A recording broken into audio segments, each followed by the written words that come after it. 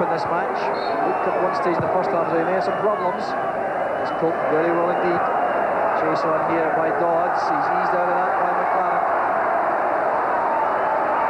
Tireless work it up from Dodds. Aberdeen will be quite relieved to see the ball go for a goal. Take the chance to regroup, get their system together and get that ball back into the Rangers half. Well, Aberdeen have not seen any trophies since the 1990 Scottish Cup, which they won on penalty kicks against Celtic. Great opportunity of going to the final. Face first division opposition, the winners of Dundee against AIRDRIE, playing tomorrow night.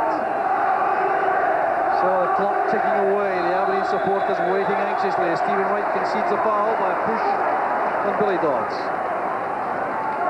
That's a nice position to be in, get a free kick right on full time virtually, put the ball into the Rangers penalty area, probably put it towards the corner flag if anything, to try and kill a few more seconds. That's exactly what he's done, looking for a run from Dodds, who has run offside. Aberdeen again can regroup on the halfway line to face the free kick. Well, Dodds hoping fervently that his 2 goals have taken Aberdeen to the final. Still, there may be some defensive work to do though. Kimmy going up in determined fashion. He's damaged his face, colliding with the back of Judy's head. Here's Mikhailchenko, back with Durant. Kimmy standing round. Petric. Big ball forward. The cross by Mikhailchenko. McKimmy's now back on his feet, trying to go back into defensive position as Durant comes across field. Gascoigne to Petric. Selenko stayed wide. Head in low and hooked away there by Ingles, but here's John Brown on his left foot. Mikhailchenko, the acrobatic effort. Desperation there about that Rangers attack. We're now into stoppage time at the end of the semi-final. Well, it's the first time in the match Aberdeen defence was bragged there, but Mikhailchenko trying a little bit ambitious. I think he had flyers to lay the ball off to. Durant was in the box and so was Paul Gascoigne. So a bit ambitious, but any ball into the box and Rangers must get that ball into the penalty area if they can win it back. Michael Watt replacing the ball. The referee indicating long range that he's checking his watch for that. A little bit of time wasting. So almost a minute now of stoppage time. Gascoigne playing it forward. Here's McCoist. Could be the last chance for Rangers. McKimmie and Smith doing well. This is Dodds against John Brown. Jury back to Durant. On the far side is Petric. Looking for Mikhailchenko. It's won by Durant. Here's Burke. He'll take this for run if he can. He doesn't need to. Aberdeen are in the final. The goal scored by Billy Dodds. Proved decisive in the end. The major shot here as Rangers are beaten. Peter Henderson, the substitute, joining the celebrations now, but it was a great overall Aberdeen performance. Yes, great role from the back, right away to the front. The front two in particular, Dodds and Brood worked so hard to close the Rangers back three who started off the game. They did not have the possession, they did not have the chance to create things from the back and set the pattern really for the rest of this Aberdeen performance. A gritty, determined performance, but no short of quality as well, as we saw from Ian Jess. Lovely through ball to Billy Dodds for the first goal. Superb ball from Stephen Glass to the far post of Billy Dodds.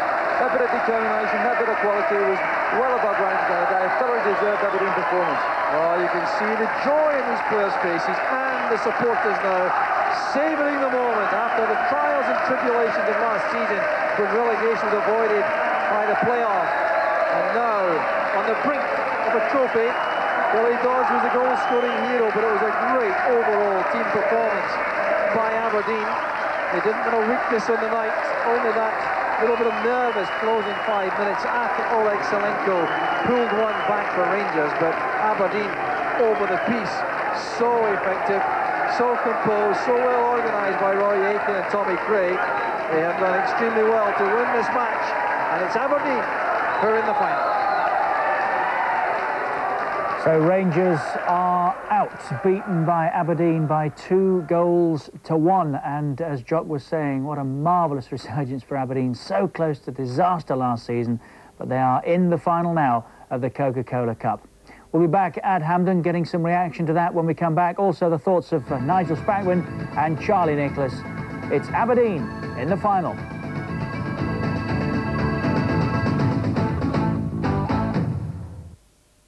You're watching Sky Sports.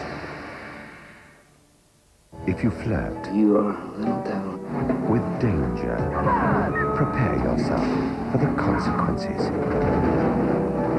Christopher Lambert, Road Flower, the Tuesday night action premiere. Tonight at 10, Sky Movies. Starting your own business can be scary.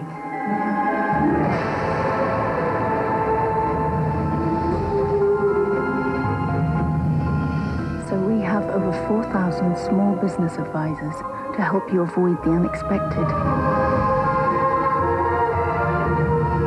You'll find one in every high street branch, ready to help get your business off the ground. We also provide regular support to keep it going forward, so you can get on with your business and sleep at nights too. NatWest, more than just a bank. When we launch a new car, we like to drop it. But because this new Polo is so solid, we thought we'd really drop it.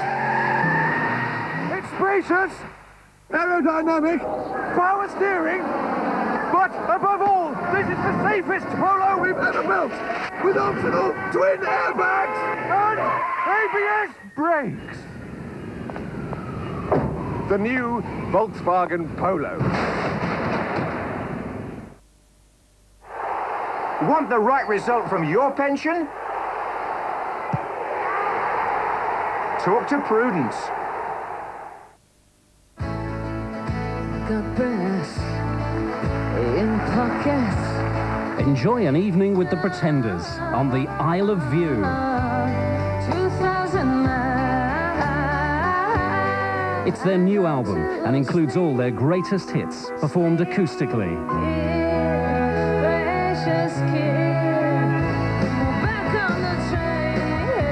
The Pretenders, the Isle of View.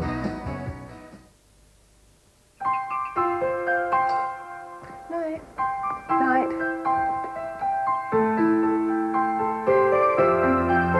Ellen. Make a cup of tea. What do you want? That time again. Okay. Copies will need posting to all our major clients. Tonight. Fine. Just put it there.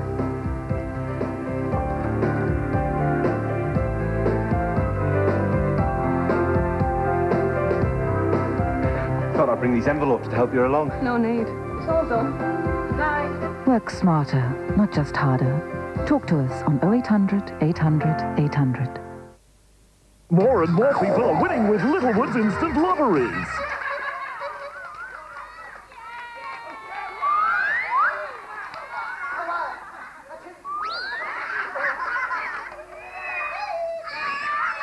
With Littlewoods, 24 pence from every card you play goes direct to charity. Alert your senses to the refreshment of Shazam.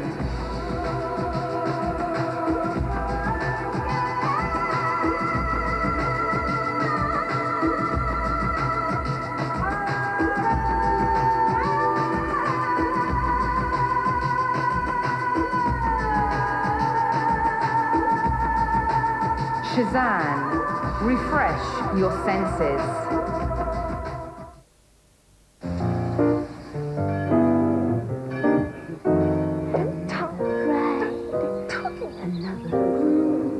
Another sunny honeymoon, another season, another reason for making. We all have second thoughts occasionally. So at Nationwide, when you open a savings account that ties your money up, you get 14 days to change your mind. You may now be seated. Honey. Dotty. And so does everyone else. Bye. Building trust with Nationwide, the building society. Some simple rules on how to conduct yourself in public. Ride your bike carefully. Always wear a collar and tie, and never mess with fireworks. You know it makes sense.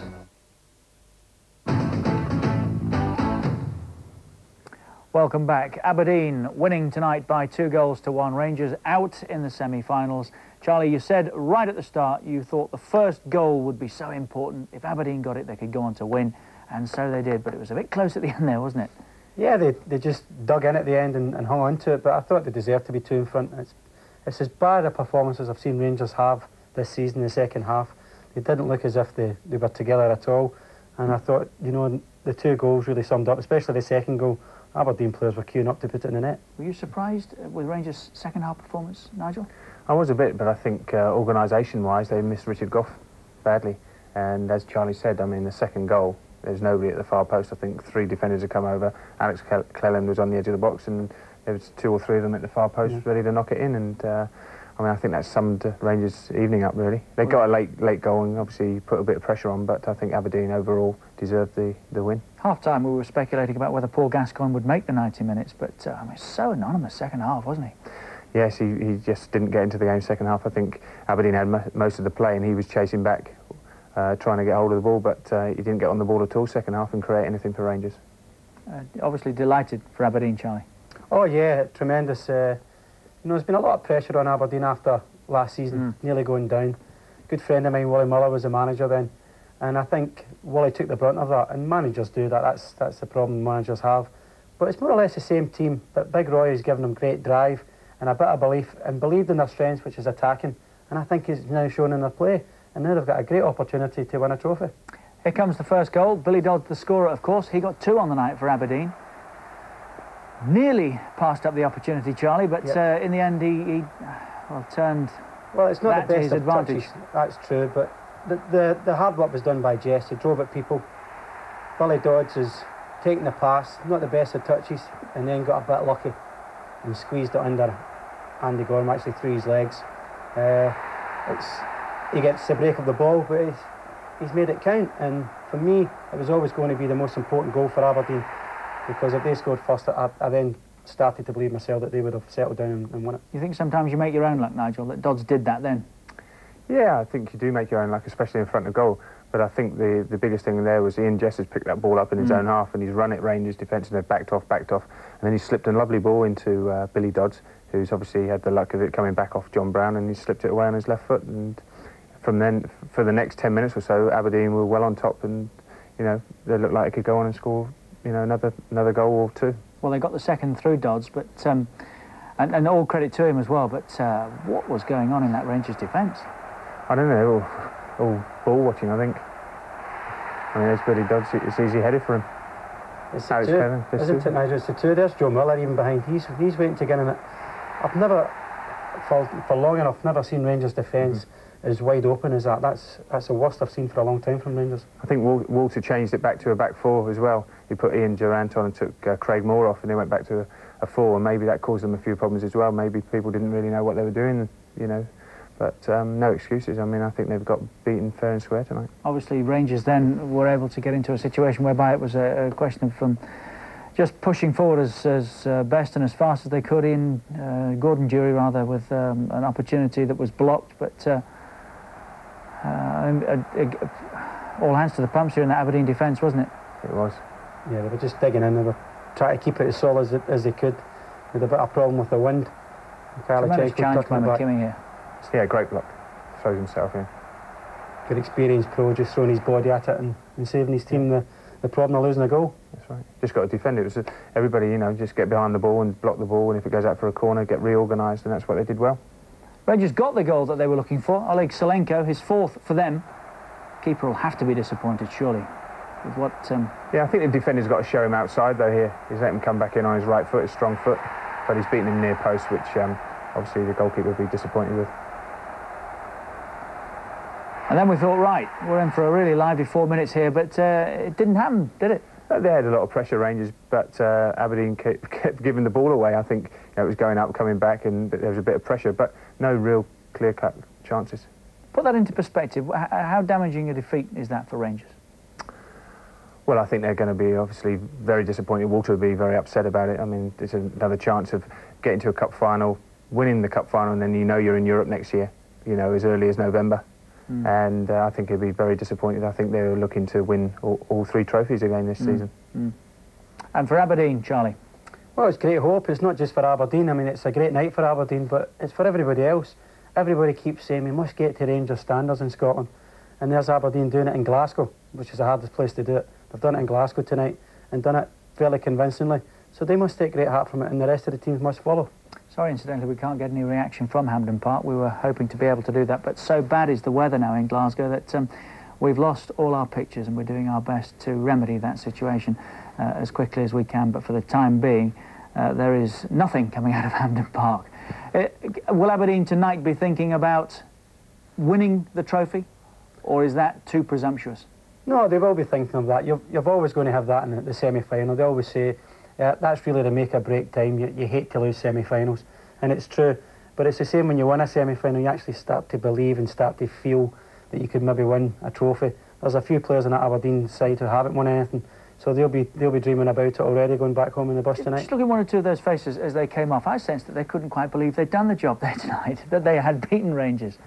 Yeah, well, I think after the league game a fortnight ago in Aberdeen, well, they had played so well and dominated for long periods against Rangers. They actually think to themselves, we're going to Glasgow, going to be worse. It's going to be harder. And I think the second half has probably surprised them, how much of the ball they actually did get. Yeah. I think the one thing for Aberdeen they've got to be careful is Celtic were in the same position last year, and they've obviously got through to the final and come up against the First Division side in Wraith Rovers, and Wraith end up beating them. And I mean, they're going to be up. Aberdeen are now going to be against Airdrie or Dundee, and don't count your chickens. Just wonder if Rangers went into that tonight with the right attitude, having won at Pedodry the way they did. I mean, backs to the wall for them there, wasn't it? But yeah, came away with a win. I'm sure they're going there with the right attitude.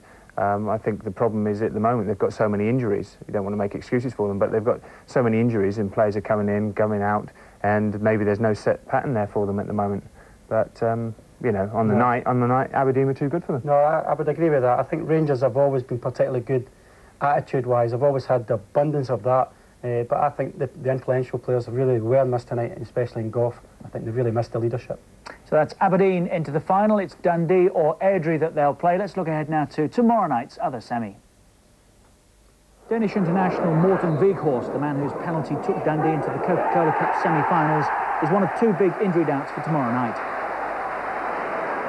The other is skipper Neil Duffy, nephew of the manager Jim, and a goal scorer on Saturday against CLYDEBANK. He later limped out of the match with a calf injury. The boss would love to have them both fit for a game he feels could put Dundee back on the map. There's been a couple of occasions over the last few seasons we've looked as if we're getting somewhere, and then all of a sudden, you know, we've had a bad result, and you know, we've had to chase the fans again and try and work to get them back. But I mean, the players have got a good opportunity to get themselves into a National Cup final for the first time in a long, long time, and you know, it's up to them to see whether they've got the temperament to handle it. Englishman Steve Cooper scored the goal which took Airdrie to the 10th Scottish Cup final last season.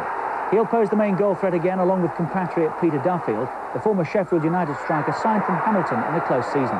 It's a partnership both players want to develop. We started playing the start of the season, and you know, we was doing quite well, gelling together well. And then unfortunately Peter broke his arm, so he was out for 4 or 5 games. So I did put a bit of a pause on it, but you know, Peter's back in the side now, and we're starting to create chances. Unfortunately, we're not putting them away, but as long as we just keep creating them for each other, obviously we're going to keep scoring goals. Any Scotch person that goes down to England loves to play at Wembley, and I'm no different coming up here. You know, it would be a great thrill to go to Hampden and play in the final, but obviously we've got to get the semi-final done first, and it's going to be a very tough game against Dundee. I don't know what the lads' record against Dundee is, but you know, my record isn't the best. But we've played them already this season and drew 1 each and played very well, so hopefully we can carry on that performance against them. The incentive for both sides is to emulate Wraith Rovers and qualify for Europe. It's a shortcut to the big time, which offers the chance to go in against the likes of Bayern Munich. The contrasting styles tomorrow night should make for a good semi-final. I think we basically are a team. You know, we've got to work for each other. I don't think there's a time that we can say, well, we can maybe carry one today or anything like that. You know, I've seen us maybe playing with 10 men. But I think we basically play as a team. We've got very talented players. I mean, we've got an awful lot of footballers on the side. Sometimes too many people say, you know, I don't know whether you can ever have too many footballers, but we do get criticised occasionally for having too many footballers on the side and no enough dig, as they say in Scotland. But yeah, it's a great opportunity for them. There's a spotlight's on them, you know, for a big occasion, and it's up to them to show whether they can handle it. Well, having got it right tonight, Charlie, where's your money tomorrow night? I would love Dundee to get through.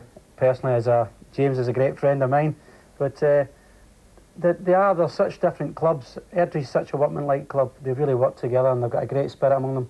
Been in 2 Scottish Cup finals, I think, over the last 4 seasons, which is tremendous for a First Division club.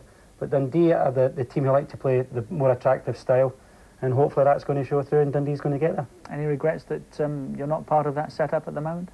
No, not in particular, no. I was offered to go up there and do a bit of coaching and playing, and as I say, great friends with James, but it wasn't for me at the time, and I'm quite happy the way things are going for me.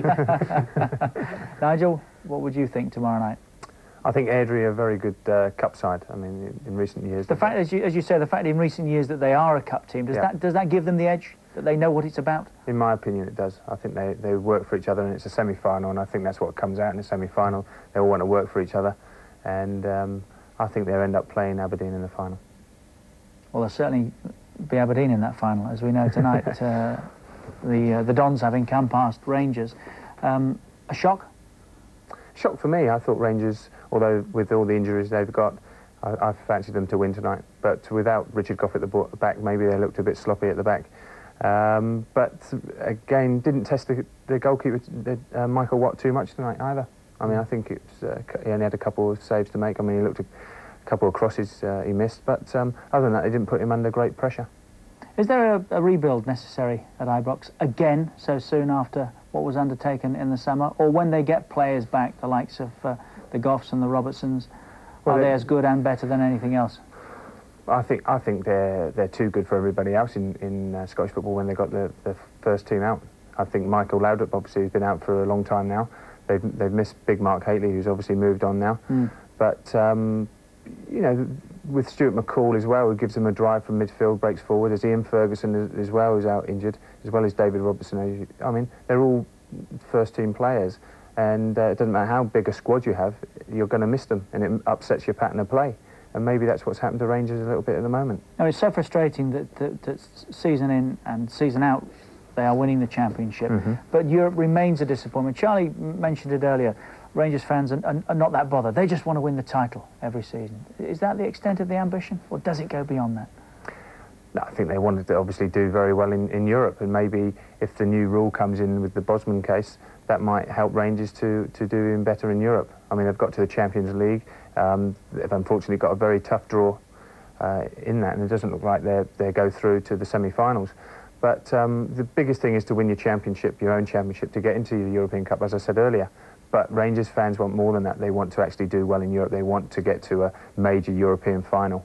And unfortunately, in recent years, they've not had that success, except for maybe the one time when they beat Leeds and got through, and unfortunately didn't go through. Marseille went through. I think finished the season, but they didn't lose a game. That particular season unbeaten in the Champions League, yeah. And I think that's what, I mean, they have 45,000 there every week at Ibrox, or every other week when they're at home. It's a full house when they go away. It keeps the rest of Scottish football going, really, along with the Celtic punters turning up. They keep Scottish football going. But the supporters want more than just winning the championship. They want the win in Europe. A bit too soon for Aberdeen to be thinking about it, Charlie, but not too far away from playing in Europe again. Yeah, well, they've got a great opportunity now to do that, and they missed out last season in Europe, or should I say this season. So it's important that they get back to the standards that's been set before at Aberdeen. People tend to forget, because it's been 5-6 years since I picked up a trophy. What a great side they were in the 80s. I mean, they were very, very strong in Scotland in the 80s, and even done well in Europe. And they've been the best Scottish side in Europe over the last 15 years, possibly. And it'd be important to get them back, because if their standards are raised, then the rest of the teams will raise their standards. Imagine how they feel right now. Aberdeen through to the Coca-Cola Cup final, beating Rangers tonight by 2-1, and we'll be back with more in a moment or so.